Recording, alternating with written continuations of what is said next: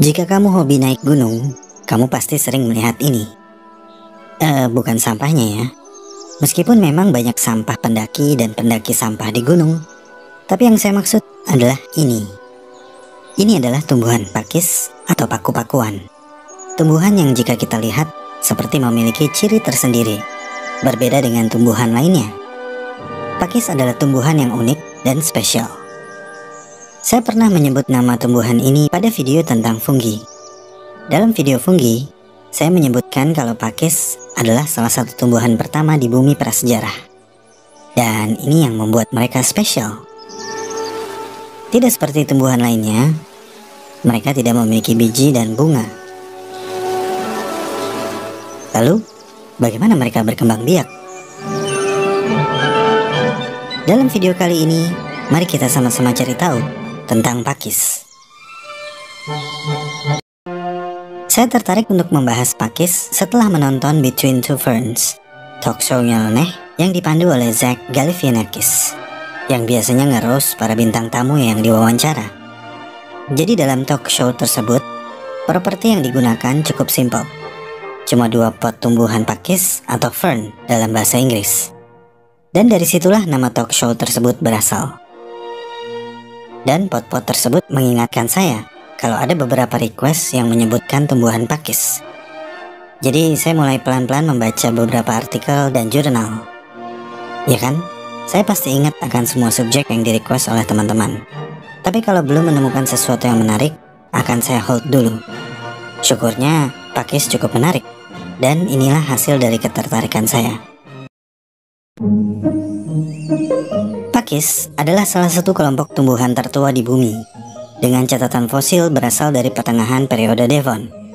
Perkiraan waktu divergensi terbaru menunjukkan bahwa mereka mungkin lebih tua dari itu. Mungkin pertama kali berevolusi sejauh 430 juta tahun yang lalu. Namun terlepas dari usia perkembangan secara keseluruhan, sebagian besar pakis yang paling awal telah punah. Kelompok-kelompok yang mungkin merupakan nenek moyang paling awal dari pakis seperti Rhacophytales, Pseudosporocnales, Temskia, dan Stropterids. Semua telah punah. Keanekaragaman tumbuhan pakis yang kita lihat saat ini berevolusi relatif baru dalam waktu geologis. Banyak diantaranya hanya 70 juta tahun terakhir. Saat ini, pakis adalah kelompok tumbuhan vaskular paling beragam kedua di bumi. Hanya kalah jumlah sedikit dengan Angiospermae atau tumbuhan berbunga, dengan lebih dari 10.500 spesies yang diketahui. Jumlah tumbuhan pakis melebihi tumbuhan vaskular yang tidak berbunga dengan faktor 4:1. Bagaimana pakis menjadi begitu beragam? Dan apa rahasia kesuksesan mereka? Ciri-ciri apa yang mereka miliki bersama? Dan bagaimana mereka dibedakan dari kelompok tumbuhan lain? Itu adalah beberapa pertanyaan umum yang sering ditanyakan tentang pakis, mulai dari awal kemunculan hingga reproduksi. Tapi sebelum kita masuk ke situ, mari kita sama-sama membahas apa itu pakis. Itu pukis, Mas. Secara umum, pakis adalah anggota dari kelompok tumbuhan vaskular yang berkembang biak melalui spora dan tidak memiliki biji atau bunga. Mereka digolongkan ke dalam tumbuhan vaskular Pteridophyta. Pakis tersebar di seluruh dunia, termasuk lingkungan tropis, sedang, bahkan di Arktik. Tapi sebagian besar spesies hidup subur di daerah tropis. Ada 4 tipe habitat tertentu yang dihuni oleh banyak pakis, yaitu hutan hujan yang lembab dan rindang, celah-celah di permukaan batu atau di lingkungan yang terlindung dari sinar matahari, lahan basah asam seperti rawa, dan di hutan pohon tropis, di mana banyak spesies epifit yang tumbuh di batang-batang pepohonan. Umur pakis tergantung pada spesies dan lingkungan. Beberapa jenis tumbuhan pakis bahkan dapat hidup hingga 100 tahun. Dari segi ukuran, pakis sangat beraneka ragam. Mulai dari spesies yang kecil seperti Ophioglossum malvae yang hanya 1 hingga 2 mm, hingga pakis pohon yang dapat tumbuh setinggi 10 hingga 25 meter. Sama seperti tumbuhan lainnya, tumbuhan pakis memiliki akar, batang, dan daun. Namun pada pakis, bagian-bagian ini memiliki nama yang khusus. Dan istilah-istilah ini cukup penting untuk diketahui saat kamu mengidentifikasi pakis. Kita bahas secara umum ya. Kita mulai dari rizom atau rimpang. Bagian ini bertanggung jawab untuk menghasilkan akar yang mengambil nutrisi dan air dari tanah. Rimpang pakis bisa berbentuk sangat tipis dan menjalar atau tebal dan kekar. Seringkali rimpang menunjukkan bentuk jalur pertumbuhan pakis. Jenis pakis yang tumbuh membentuk tajuk dengan semua bagian pelepah yang muncul dari satu titik yang terpusat cenderung memiliki rimpang yang lebih kekar. Sedangkan jenis pakis yang berpelepah tunggal cenderung memiliki rimpang yang tipis dan menjalar. Kemudian ada stalk atau tangkai atau batang. Ini adalah bagian dari pakis yang menghubungkan akar ke bilah atau bagian yang berdaun. Fungsinya hampir seluruhnya mendukung fotosintesis. Namun pada beberapa spesies, batang ini bisa menjalankan fungsi fotosintesis. Frond atau pelepah atau bilah daun. Ini adalah bagian dari pelepah yang memiliki daun atau pinnae. Bagian ini bertanggung jawab untuk melakukan fotosintesis. Daun baru biasanya mengembang dengan membuka gulungan spiral yang disebut crosier atau fiddlehead fern. Leaflet atau pinnae. Ini adalah bagian pelepah yang sepenuhnya terpisah dari tangkai pelepah. Tidak semua daun pakis dibagi menjadi pinnae. Pembagian lebih lanjut di daun disebut pinnules, di mana selebaran daun dibagi lagi menjadi daun yang lebih kecil yang terhubung ke batang pinna yang bercabang. Terakhir ada aksis atau rakis. Ini adalah bagian batang pakis yang menyentuh daun pakis. Seperti yang disebutkan sebelumnya, pakis tidak menghasilkan biji. Mereka tumbuh dari spora yang diproduksi di organ khusus, yaitu kantung spora atau sporangia. Spora biasanya terlihat seperti titik-titik kecil di bagian bawah daun. Dulu saya pernah mengira kalau bulir-bulir yang ada di belakang daun pakis adalah telur serangga atau daun yang terserang hama. Namun ternyata itu adalah kantung spora atau sporangia. Tanaman pakis dapat menjatuhkan jutaan spora ke tanah, tetapi hanya sedikit yang menemukan kondisi ideal untuk tumbuh. Banyak dari spora ini terletak di belakang tiap daun, tapi beberapa spesies mendedikasikan bagian daun tertentu untuk menampung spora yang akan disebarkan melalui bantuan angin. Daun-daun ini dikembangkan secara khusus untuk menangkap angin sekecil apapun untuk menyebarkan spora mereka. Jadi kalau kamu melihat ini, jangan mistis dulu. Ini adalah daun pakis yang tertiup angin, yang mungkin sedang menyebarkan sporanya. Bukan lokotre. Lokotre bro, lokotre. Sangat rare. Langka cu, rare cu.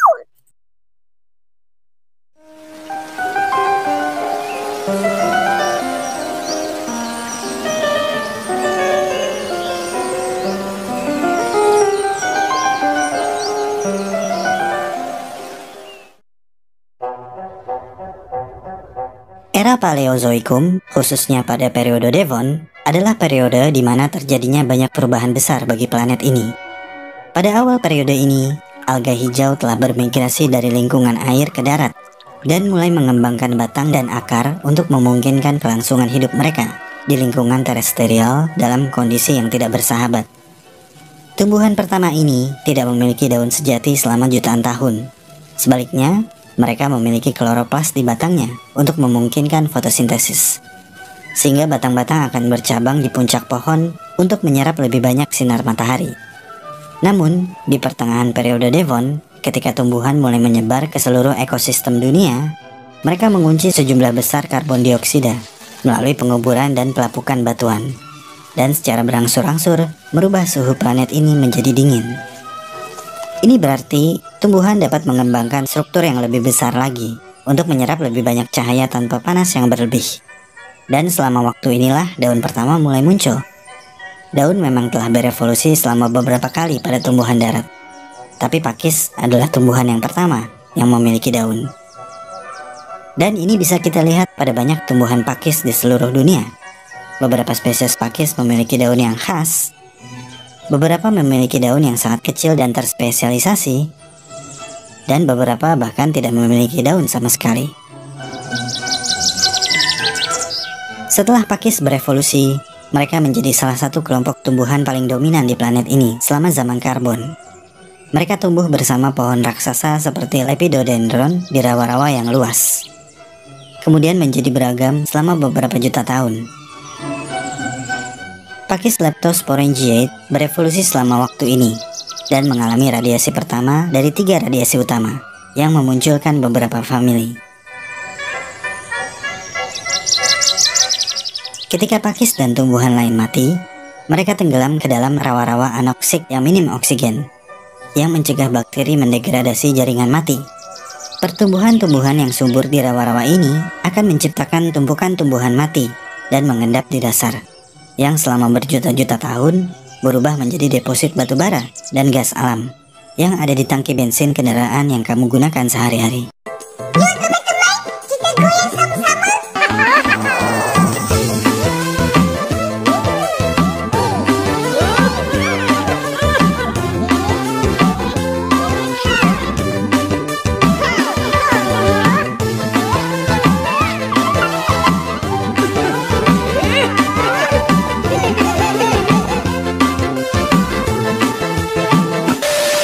Saat zaman karbon hampir berakhir, banyak tumbuhan pakis yang punah.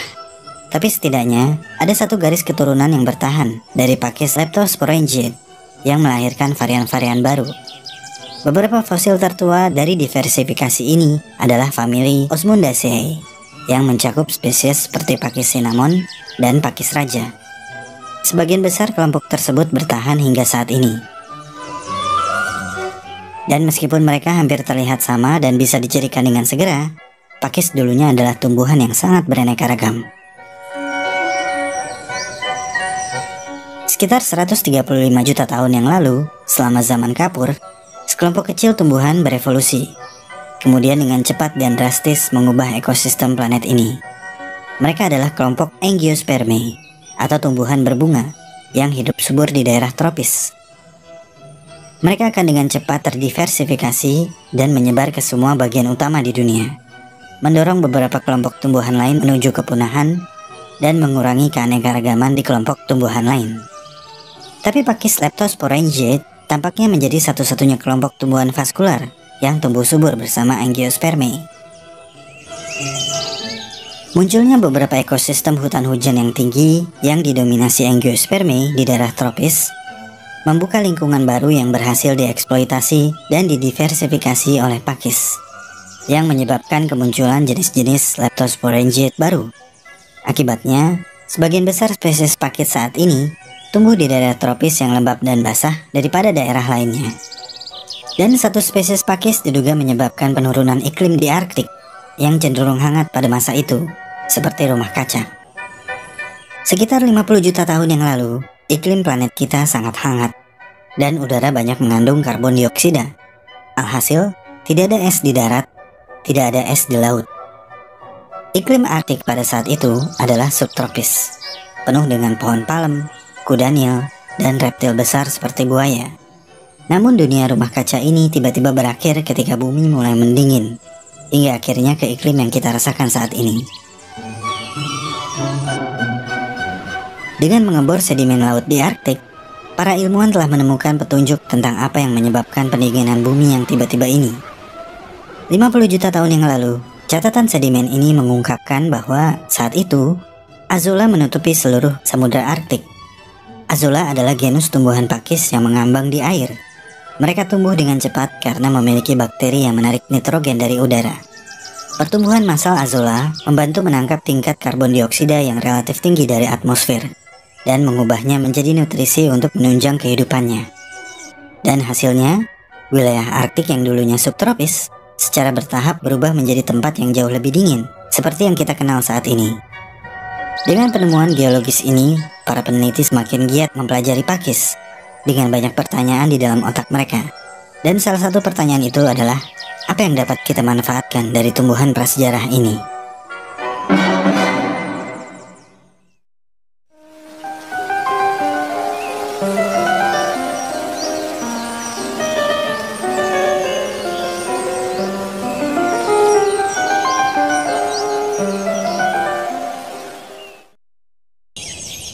Ini adalah yang membuat pakis spesial. Dalam bahasa Inggris dikenal dengan alternation of generation atau pergantian generasi. Istilah ini ada hubungannya dengan reproduksi pada tumbuhan, juga pada beberapa binatang. Untuk mengerti tentang alternation of generation, kita terlebih dahulu harus mengerti tentang organisme haploid dan diploid. Organisme haploid adalah organisme yang hanya memiliki satu kopi atau salinan dari semua gen. Sementara organisme diploid adalah organisme yang memiliki dua salinan dari setiap gen dalam genom mereka. Kamu, saya, sebagian besar serangga, tumbuhan, serta binatang yang kamu lihat di sekitar kamu adalah diploid. Kita punya dua salinan dari setiap gen. Tapi pakis adalah istimewa. Pakis menjalani pergantian generasi karena mereka melewati dua tipe tubuh multiselular unik dalam tahap hidupnya. Dua jenis tubuh yang dimiliki pakis adalah sporofit dan gametofit. Secara umum, sporofit bertugas membuat spora, sedangkan gametofit membuat gamet. Ini adalah sporofit pakis. Sporofit adalah diploid, yang berarti mereka memiliki dua salinan informasi genetik. Daun sporofit inilah yang biasanya kamu lihat pada pakis.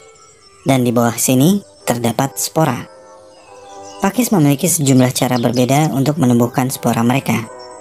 Seperti yang kita bahas sebelumnya, ada spesies yang menumbuhkan spora pada belakang daun, ada spesies yang hanya beberapa daunnya dikhususkan sepenuhnya untuk menumbuhkan spora. Semua tergantung pada spesiesnya. Jadi semua titik kecil ini adalah spora yang mampu membuat pakis baru. Dan untuk membuat spora, mereka menjalani proses yang disebut meiosis. Pada tahap meiosis, sel diploid memotong gen mereka menjadi dua, menghasilkan sel-sel haploid.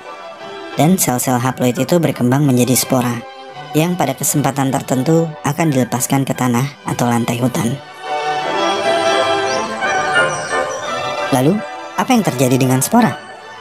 Ketika spora terlepas dan jatuh ke tanah, mereka berkembang menjadi gametofit yang memproduksi gamet. Gametofit berukuran sangat kecil. Meskipun demikian, gametofit adalah haploid multiseluler. Tubuh mereka telah berkembang penuh. Gametofit yang tumbuh di lantai hutan akan melepaskan gamet, yaitu sel telur dan sel sperma. Dan ketika hujan, telur dan sperma itu akan terbawa arus dan menemukan satu sama lain, dan kemudian menyatu. Pembuahan terjadi. Dari sel-sel yang menyatu ini, kemudian tumbuhlah pakis baru, sporofit baru. Inilah yang dimaksud dengan alternation of generation atau pergantian generasi. Satu organisme memiliki dua tipe tubuh yang berbeda yang berubah bentuk dari tipe tubuh yang satu ke tipe tubuh yang lain. Sporofit membuat gametofit, gametofit membuat sporofit. Mereka sama-sama pakis, hanya saja mereka memiliki rancangan tubuh dan tujuan hidup yang berbeda, di mana gametofit adalah haploid dan sporofit adalah diploid.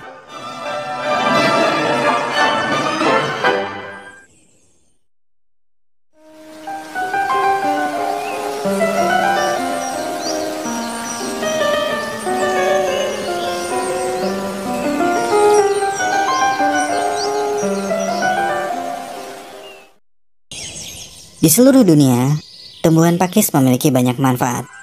Banyak spesies pakis membawa manfaat obat. Penggunaan pakis sebagai obat pada zaman dahulu dikategorikan ke dalam 5 kelompok besar, yaitu untuk rematik, paru-paru, ginekologi, darah, dan pencernaan. Khasiat beragam yang dimiliki pakis menjadikan mereka memiliki pengaruh mistis pada zaman dahulu. Dalam cerita rakyat Slavia, pakis diyakini mekar setahun sekali, yakni pada malam Ivan Kupala, yang merupakan malam yang terpendek dalam 1 tahun. Pakis diduga sangat sulit ditemukan, dan siapapun yang melihat tumbuhan pakis, maka kehidupannya akan dianggap terjamin dan akan bahagia seumur hidup. Demikian pula pada tradisi Finlandia, yang menyatakan bahwa orang yang menemukan benih pakis bermekaran pada malam pertengahan musim panas, maka akan dibimbing dan dapat melakukan perjalanan tanpa terlihat oleh hantu Will o' the Wisps yang menjaga harta karun.